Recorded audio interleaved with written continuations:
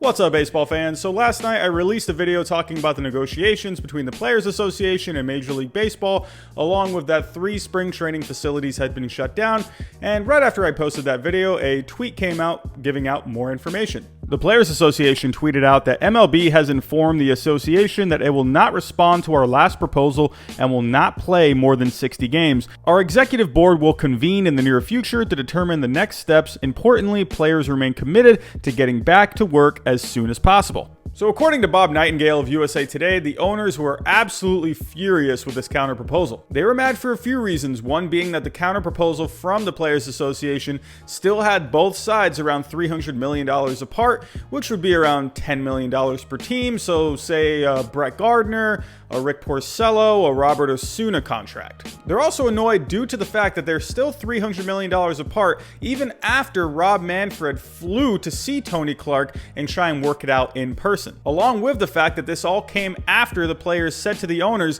tell us when and where. So there have been a few non-counters during this entire grueling process, but after this one, there is a few ways the players can go. The first option is that the players simply just accept the 60-game proposal from Major League Baseball, which would include a 60-game season, the expanded playoffs for this year and next year, along with the full prorated salaries. The second option would be for the players to redo their counter proposal, or the third option would be for the players to simply just walk away. Now, I don't think that would be a good idea for the players to do simply because they've already done that, which led to the whole tell us when and where thing. In my personal opinion, I think the best option for the players would be to redo their counter proposal, maybe dropping the 70-game season maybe to around 65 games. I think this would be good considering that Bob Nightingale was reporting that some of the owners were saying that they would be willing to agree on a 62-game season. To be honest, talking about all of these negotiations nonstop is like beating a dead horse, so let's move on to some other news. So in last night's video, I said that the Blue Jays, Giants, and Phillies had shut down their spring training facilities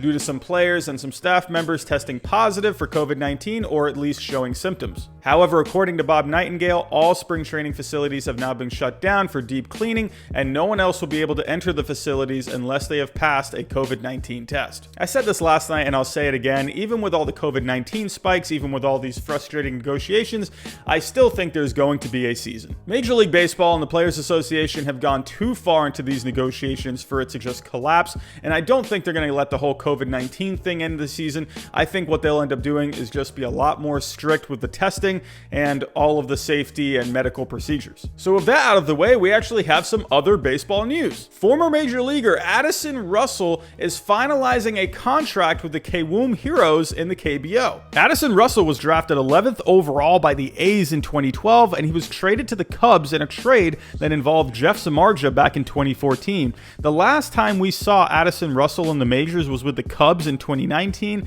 but after a domestic violence incident in October of 2018 that got him a 40-game suspension, he struggled to find his footing, only hitting .237 with 9 homers, 23 RBIs, and a .699 OPS in 2019. It'll be interesting to see where he fits with the Heroes, considering they already have Ha-Sung Kim at short and Hai-Sung Kim at second, but with Byung-Ho Park only hitting .197 so far this year, the Heroes felt they needed more offense, and they think Russell is versatile enough. So that's all the news I got for right now. Tell me your thoughts down below in the comments. Thanks for watching, and I'll talk to you next time.